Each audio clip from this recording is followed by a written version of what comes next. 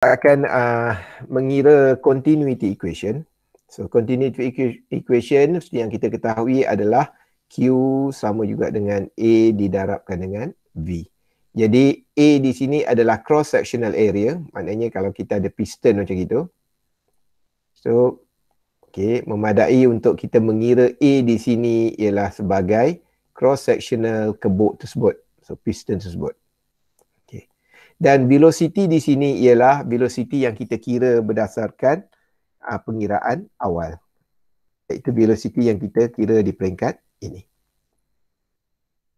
Oleh itu kadar alir boleh dikira melalui 3 tempat. Sama ada pada pipe, ataupun pada suction, ataupun pada delivery.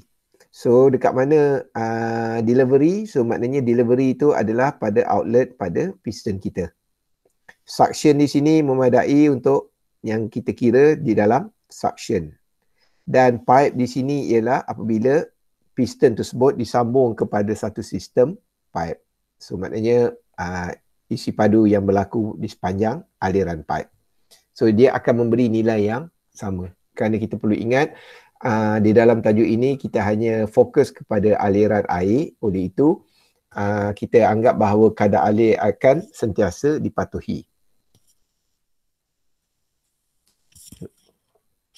Okay, yang ini piston boleh jugalah. Saya silap, mungkin bukan pipe tadi, dia adalah piston. Okay, kemudian ada satu yang membezakan di antara centrifugal pump dengan reciprocating pump ialah di dalam reciprocating pump kita perlu mengira acceleration. Dia ada satu keadaan di mana acceleration berlaku. Iaitu di mana kita kena faham bahawa katakan pada keadaan ini piston berada pada lokasi ini. Kemudian bila ia bergerak di sini, piston berada di sini. Dan apabila ia kembali di sini, so piston akan berada di belakang sebenarnya. Okay. Jadi kita perlu ingat bahawa putaran ini bergerak dengan dengan had laju yang sekata, RPM. Tetapi nature pergerakan ini ialah kita akan dapati bahawa di sini had laju mungkin paling tinggi dan dia akan mula memperlahankan had lajunya sehinggalah ia akan berhenti seketika sebelum ia patah balik bergerak, mungkin menghadapi had laju yang maksimum dan kembali berhenti seketika sebelum ia kembali bergerak ke sini. Okay, jadi kita perlu faham bahawa ada berlaku pecutan, iaitu perbezaan had laju. Maksudnya had laju bergerak dan kemudian akan perlahan sedikit dan akhirnya akan menghasilkan had laju sifar.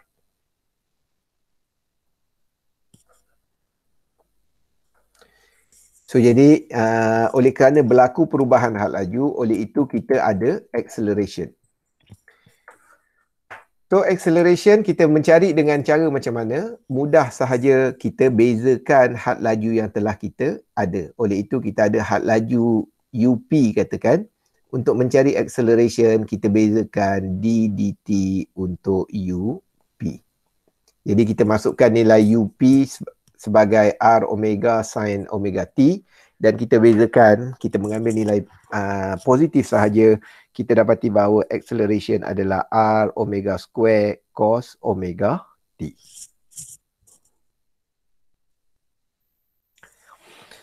Okey, so yang ini saya beri sahaja, kita tidak kepada derivation equation ini. So acceleration berlaku pada suction pipe dan juga pada delivery pipe.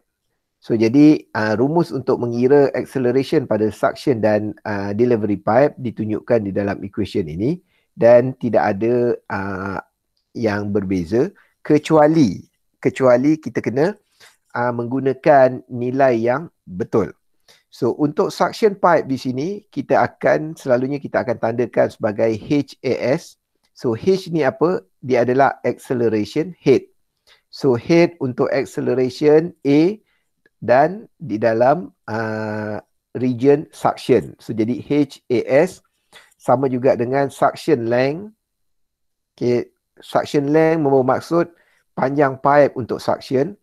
G adalah gravity, A adalah cross-sectional. Jadi AP adalah cross-sectional untuk piston dibahagikan dengan cross-sectional untuk suction pipe. Dan R adalah jejari untuk crank tadi. Dan kita ada omega square cos omega T. Ini adalah rumus untuk acceleration. Okay. Untuk delivery pipe, kita akan tulis HAD. Maksudnya acceleration head for delivery. So kita ada length of delivery pipe dibahagikan dengan gravity. AP adalah cross-sectional area untuk piston dibahagikan dengan cross-sectional area untuk delivery pipe dan didarabkan dengan acceleration. Equation seperti ini. So jadi untuk acceleration head, saya harap awak boleh ingat rumus ini. Kesemua rumus tidak akan diberi di dalam test dan juga final exam. Okey, kemudian seperti yang saya katakan, di dalam pipe juga akan berlaku friction. Okey, so friction ini kita akan mengira friction di dalam suction pipe dan friction untuk delivery pipe. Okey, cuma kita tidak akan menggunakan Bernoulli equation dalam pengiraan, kita akan ada konsep pengiraan kita sendiri. Oleh itu, sila jangan campur adukkan dengan idea Bernoulli equation daripada suction, delivery, so awak kira pressure dan sebagainya. So itu bukan cara pengiraan flow in pipe untuk reciprocating pump. Okey. Okey, friction di dalam suction dan juga delivery pipe rumusnya sama. Cuma yang perlu kita berhati-hati ialah untuk friction head dalam suction kita tulis HFS. So saya rasa awak pun faham HF selalunya kita akan gunakan untuk friction head. So S adalah untuk suction. So kita akan menggunakan idea yang hampir sama iaitu F L over D V square over 2G. Cuma di dalam keadaan ini kita akan menggunakan nilai acceleration. Okey, yang dibahagikan dengan nilai cross sectional area. Jadi di sini rumus dia akan menjadi F length of suction pipe dibahagikan dengan diameter suction pipe didarabkan dengan 1/2G dan didarabkan dengan AP over AS cross sectional area untuk piston dibahagikan dengan cross sectional area untuk suction pipe didarabkan dengan acceleration equation dan dikuasa 2-kan. So yang ini saya harap awak dapat alert kerana antara yang saya perasan kuasa 2 ni selalunya tertinggal. Okey. Okey. Dan untuk delivery pipe rumus yang sama HFD sama dengan F L over D length of delivery pipe dibahagikan dengan diameter of delivery pipe didarabkan dengan 1/2G dan didarabkan AP over AD R omega sin omega T kuasa 2. So ini adalah rumus untuk friction head untuk delivery pipe. So jadi kalau kita lihat rumus ni hampir sama dengan rumus yang kita gunakan di dalam flow in pipe dalam fluid mekanik 1 iaitu F L over D V square over 2G. Cuma di dalam rumus ini kita akan menggunakan acceleration head. Okey, so ini hanya sekadar pemberitahuan rumus. Maknanya kita kata nanti kita akan belajar, kita dapati bahawa nilai friction untuk suction dan juga delivery pipe kita kata akan berbeza disebabkan oleh kedudukan piston. Okey. Yang ini kita akan lihat di dalam beberapa contoh lagi. So ketika ini mungkin awak tak berapa nak nampak, tapi maknanya saya terangkan sahaja. Oleh itu, selalunya pengiraan akan dibuat dengan menggunakan average value. Okey. Okey, apa yang dimaksudkan berbeza ini ialah kita tahu bahawa piston mempunyai angle yang berbeza. Okey. Bukan angle lah, maknanya crankshaft ni kita kata ada menggunakan angle yang berbeza. Oleh itu, saya pun dah terangkan tadi bahawa piston ada ketika laju dan ada ketika dia akan memperlahankan gerakan dan akhirnya akan berhenti seketika sebelum ia akan bergerak lagi. Oleh itu, perbezaan had laju di sini akan menghasilkan perbezaan acceleration dan dalam masa yang sama akan menghasilkan nilai friction yang berbeza. Oleh itu, ini yang dinyatakan di dalam statement ini bahawa losses untuk suction dan juga delivery akan berubah dengan kedudukan piston. Oleh itu, selalunya kita akan ambil nilai average untuk proses tersebut. So, nilai average tersebut kita boleh anggaplah bahawa ia sama dengan 2/3 suction friction dan juga 2/3 suction delivery. Di mana HFD ada maximum value of friction head in suction and delivery pipes, dan ia berlaku, maksimum itu berlaku pada kedudukan omega sama dengan pi/2. Oleh itu, diringkaskan cerita, friction head untuk suction dan delivery boleh kita gunakan rumus ini. Jadi maknanya instead awak kena faham, awak perlu menjawab berdasarkan soalan. Kalau soalan ingin bertanyakan apakah head of friction pada kedudukan sekian dan sekian, so maknanya awak perlu menggunakan rumus di atas. Jika soalan memerlukan apakah parameter yang lain yang mungkin awak perlu mengira dengan cara mencampurkan total loss at suction and delivery, so awak boleh menggunakan rumus ini. So, jadi ini kita gunakan, kita masukkan omega sama dengan pi/2. Jadi apa yang berlaku, kita akan dapati bahawa sin akan menjadi 1. So, jadi nilai sin ini akan menjadi sama dengan 1. Oleh itu, tidak ada nilai sin di dalam rumus average losses untuk suction dan delivery pipe.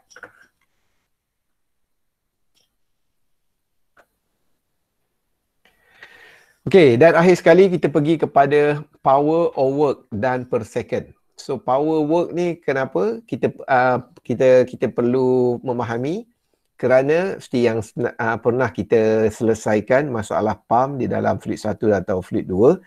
Pump memang kita belajar pengiraan adalah berdasarkan head. Kita ada head of pump.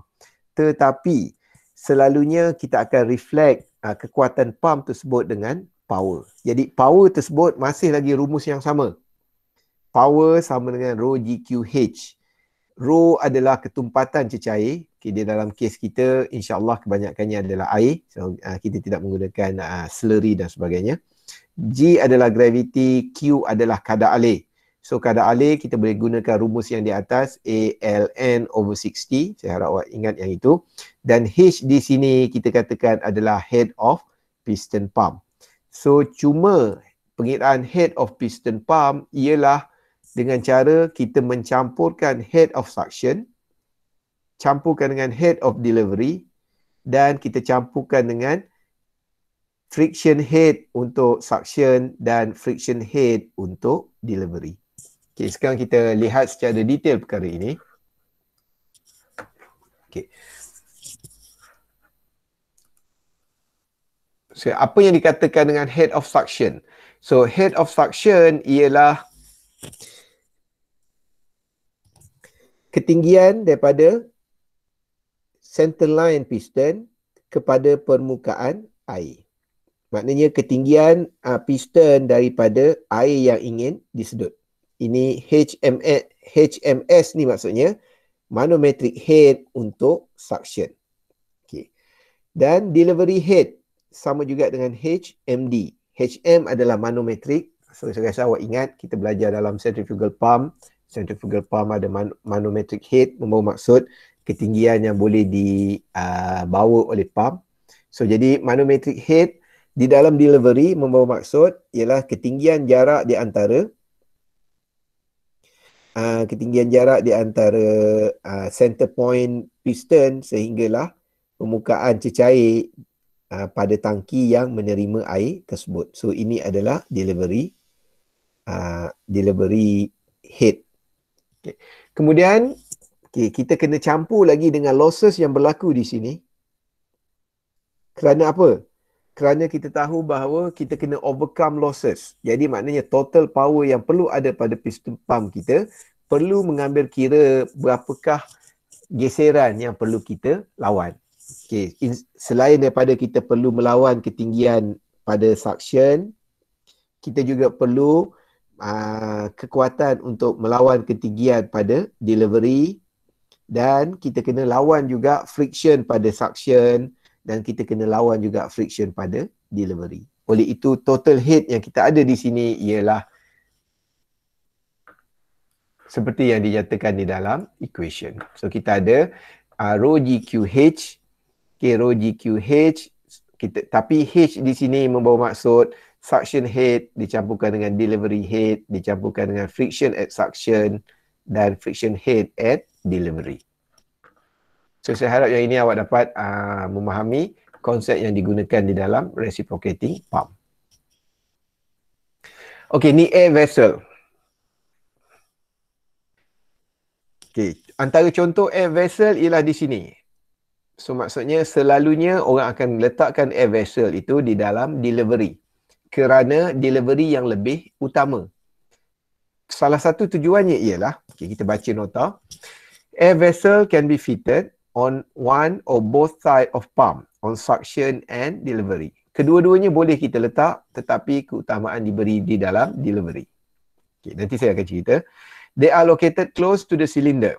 Okay. Selalunya trik dia akan letak pada close to the cylinder. So maknanya close to the cylinder membawa maksud air vessel ni berdekatan dengan piston. Okay. Volume of air vessel on the delivery side is about 6 to 9 times the volume of cylinder, and that on the suction side is 3 to 4 times the cylinder volume. So ini kita kata adalah rule of thumb ataupun kita kata basic idea untuk kita meletakkan air vessel. Okay, dan kita dapat lihat bahawa air vessel yang diletakkan pada delivery ini adalah lebih besar berbanding dengan suction. Okay, dia ada kegunaannya nanti. Air vessel serve the following function. So ini adalah function untuk air vessel. Pertama, fluctuation in discharge are decreased. Dia akan mengurangkan fluctuation ataupun perubahan nilai kadar alir. Discharge adalah kadar alir. Dia akan mengurangkan fluctuation, maksudnya tinggi rendah kadar alir yang dikeluarkan. Pump can be run at higher speed because there is less danger of separation flow. Okay, yang ini kita kata maksudnya ialah reciprocating pump boleh kita gerakkan dengan had laju lebih tinggi lagi kerana dia separation flow ni maksudnya ialah kalau piston pump tu bergerak laju, ada kemungkinan dia akan sedut udara sekali. So saya pun dah cerita tadi, kita ada casing macam itu. So kita ada piston di sini. So ada kemungkinan akan berlaku leakage pada permukaan ini. So kalau semakin laju ia bergerak, konsep dia mudah macam picagari. So awak guna picagari, awak tarik picagari dengan laju. So saya rasa isi padu air yang masuk di dalam picagari amat sedikit. Yang banyak masuk adalah udara. Okay, sebab apa? Kerana air berat. Density air adalah 1000 kg per meter padu. Jadi dia nak tarik air mesti perlahan-lahan. Udara kita kata ringan. Awak tarik laju pun udara tetap masuk. Okay, jadi kenapa bahaya? Less danger of separation flow ni ialah kerana cavitation ataupun udara yang masuk dan sebagainya selalunya akan boleh menyebabkan erosion. Erosion ni boleh menyebabkan keretakan pada piston dan kerosakan. Walaupun kita kata dia hanya bertindak dengan air sahaja, tetapi bubble yang terhasil akan menyebabkan erosion pada permukaan dan menyebabkan dia akan boleh create micro crack. Okay, seterusnya kalau ia bergerak dengan laju kadar yang tinggi lagi, so dia akan menyebabkan boleh berlaku pecah. So jadi apa tugas air vessel ni? Seperti yang saya katakan nanti dalam pengiraan tu kita akan tengok. Di dalam air vessel ni dia akan mengurangkan function nombor 1, fluctuation in discharge are decreased. Dia akan kurangkan. Seperti yang saya katakan tadi, kalau kadar alir tu sebenarnya kita mungkin ingat garis lurus, tetapi dia adalah fluctuation. Dia adalah sinusoidal. Okay, tetapi kalau kita letak air vessel, dia akan boleh menjadi straight line seolah-olah flow in pipe yang kita belajar di dalam fluid 1. Okay, kita akan tengok dalam contoh pengiraan nanti, kita akan menggunakan pengiraan flow in pipe selepas air vessel. Okay, dan kalau kita ada pipe, kalau kita buka pipe, kita dapati bahawa air pipe akan mengalir seperti biasa, tidak tersekat-sekat. Okay. Okay. There is less friction loss and hence saving in work done. So yang ini friction loss ni, sekiranya kita mengira friction loss menggunakan rumus reciprocating pumps yang kita tunjukkan di atas tu, yang di sini. Okay. Dan jika kita compare dengan friction yang kita guna dengan menggunakan rumus flow in pipe yang kita belajar dalam fluid 1 dan fluid 2, kita ada tengok Moody chart semua sekali. Okay, cuma di dalam soalan ini kita akan beri nilai F. Kita dapati bahawa friction yang menggunakan ideal flow in pipe akan lebih rendah berbanding dengan friction yang kita gunakan dengan pengiraan menggunakan rumus ini. Jadi dia akan mengurangkan friction, bermaksud kita boleh menggunakan lebih tenaga untuk mengalirkan air. Okay. Okay, so kemudian kita kata velocity beyond air vessel on delivery side, okay, akan boleh juga dikira dengan menggunakan ini. So maknanya kita ada had laju sama dengan A ln over 60 dibahagikan dengan A delivery. Okay, ni okay, ataupun sama juga dengan cross sectional area untuk piston dibahagikan dengan cross sectional area untuk delivery didarabkan dengan R omega over pi. Dan discharge beyond air vessel, okay, kita akan gunakan kadar alih Q sama dengan cross sectional delivery didarabkan dengan U delivery, so sama juga dengan cross sectional area for piston didarabkan dengan R omega dibahagikan dengan pi.